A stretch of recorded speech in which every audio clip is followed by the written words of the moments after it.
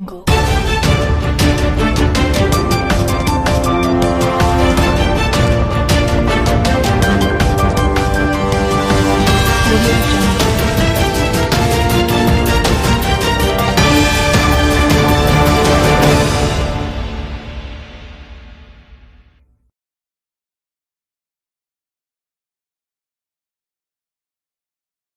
Favourite channel study mantra 91.9 में। तो दोस्तों एक बात और मैं कहना चाह रहा हूं कि स्टडी मंत्रा 91.9 अब नहीं रहा।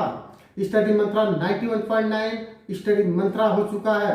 तो दोस्तों आपके सामने हम ब्रेकिंग न्यूज लेकर आते रहेंगे और आप हमारे चैनल को सब्सक्राइब करते रहें और आगे देखते रहें। और चैनल जैसा कि हमारे सामने स्क्रीन पे दिख रहा है स्टडी मंत्रा, तो स्टडी मंत्रा हमारा चैनल हो गया स्टडी मंत्रा। तो अगर किसी को भी अगर हमारे व्हाट्सएप ग्रुप से जुड़ना है तो हमें इस नंबर पे कॉल करें। नंबर में लिख दे रहा हूँ 9453591710। इस नंबर पे हमें मैसेज करें, हम व्हाट्सएप ग्रुप में शामिल करेंगे। और साथ ही साथ आपसे मैं ये भी कहना चाह रहा हूँ कि आज हम जीडीपी के बारे में आ रहे हैं लेकर कि जीडीपी के लिए बहुत सारे लोग बहुत तरीकों से जानते होंगे और अपनी अपनी बात रखे होंगे, लेकिन क्या हमें इस वास्तव में जीडीपी का मतलब पता है? और अगर नहीं पता है तो जान लेते हैं। कैसे जानना है? तो आपके सामने जैसा कि स्क्रीन पर दिख रहा है जीडीपी, तो जीडीपी आखिर ये जीडीपी है क्या? जीडीपी है क्या? तो ध्यान दीजिएगा, हम लोग यही जानने की कोशिश करेंगे जीडीपी क्या है, कौन तय करता है, कैसे होती है। तो जरा दोस्तों जीडीपी के फुल फॉर्म जान लेते हैं कि जीडीपी का फुल फॉर्म क्या होता है।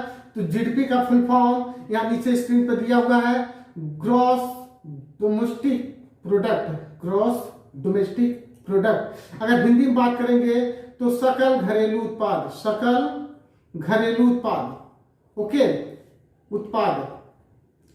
ओके, सकल घरेलू उत्पाद हिंदी में कहते हैं, वैसे कहेंगे ग्रॉस डोमेस्टिक प्रोडक्ट। तो दोस्तों अभी बात करने चल रहा है कि जीडीपी क्या है। तो जीडीपी जान लेते हैं जरा दोस्तों, बिल्कुल आसान तरीके से। किसी देश की सीमा में एक निर्धारित समय के भीतर तैयार सभी वस्तुओं और सेवाओं की कुल मौद्रिक या बाजार मूल्य को सकल घरेलू उत्पाद कहते हैं। अगर एक सीधे शब्दों में कह लिया जाए तो अगर मान लीजिए पूरे भारत की बात कर लें तो पूरे भारत में जितने भी प्रोडक्ट तैयार किए जाते हैं उस पे जो सेवाएं दी जाती हैं उसके बाद टोटल जो लागत आती है उसी को जीडीपी कहते हैं। जैसा कि हमें पता है हम हर साल जीडीपी चेंज होती रहती है। तो देखते हैं यह किसी देश की घरेलू उत्पादन का व्यापक मापन होता है और इससे किसी देश की अर्थव्यवस्था की सेहत का पता चलता है। इसकी गणना आमतौर पे सालाना देखेंगे। सालाना कब? ध्यान दीजिएगा, क्वेश्चन इंपॉर्टेंट है, मोस्ट इंपॉर्टेंट। 1 अप्रैल से 31 मार्च कब तक होता है? तो 1 अप्रैल से 31 मार्च होता है, लेकिन भारत में इसे 3 महीने यानी तिमाही भी आका जाता है। ओके दोस्तों, अगर इसकी बात कर लें तो अगर 1 साल की बात है तो 1 अप्रैल से 31 मार्च ध्यान रखेंगे। और तिमाही की बात करेंगे तो हर तीसरे महीने इसको मापा जाता है। तो दोस्तों घबराने की जरूरत नहीं है।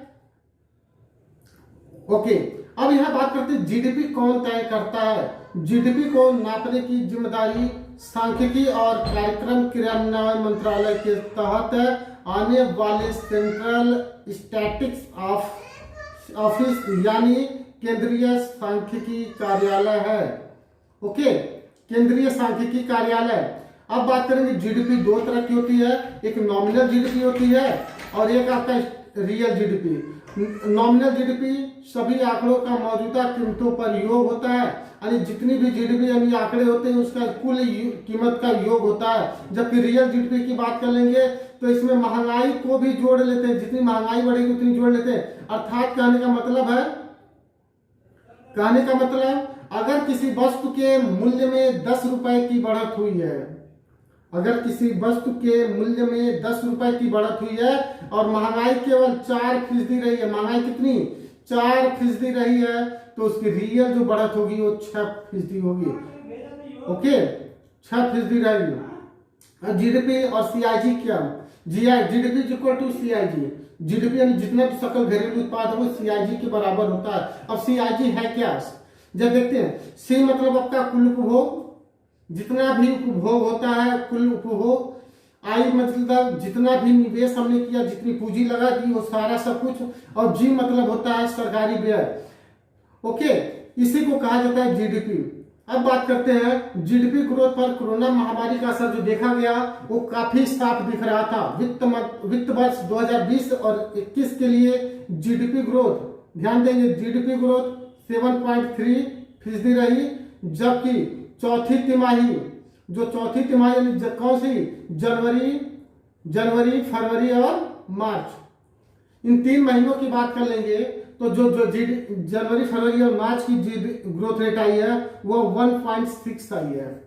यानी कहने का मतलब है जो सालाना जीडीपी हमारा हुआ वो माइनस में चल रहा, -7.3, जबकि जो हमारी तिमाही है जनवरी फरवरी मार्च, इसका जो जीडीपी ग्रोथ 1.6 की प्लस हुआ है, यानी इसकी बढ़त हुई है, और हमारी जो जीडीपी रेट है -7.3% डाउन हुई है। इसी के साथ हम बात करते हैं कि आगे क्या की है, तो सीजीए, यहाँ सीजीए की बात करेंगे तो सीजीए की ओर से जारी आंकड़ों के मुताबिक वित्त वर्ष 2020 और 21 के लिए भारत का राजकोषीय घाटा $251 बिलियन है। $251 बिलियन दोस्तों, ये देखिए $251 बिलियन, यानी 18.21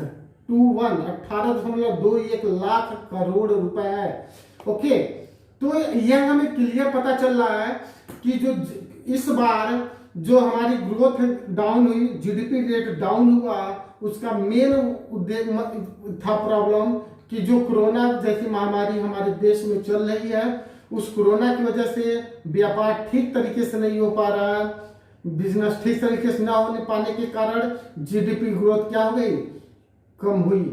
क्योंकि जीडीपी ग्रोथ तभी संभव है जो हमारे जो है ट्रांसपोर्टेशन का काम होगा, वस्तुएं ट्रांसपोर्ट होंगी तभी होगा, और इसी से पता चलेगा कि हमारी जीडीपी ग्रोथ कितनी रही। तो दोस्तों उम्मीद करते हैं कि समझ में आया होगा। और एक बात दोस्तों, हमारे चैनल को लाइक शेयर और सब्सक्राइब करना ना भूलें। आपका अपना चैनल है और इस चैनल से जुड़े रहने के लिए आप सभी लोगों को बहुत बहुत धन्यवाद। काफी दिनों बाद मिले और आप लोगों ने साथ दिया, तो आगे चलते रहेंगे दोस्तों, और धन्यवाद, बहुत बहुत धन्यवाद।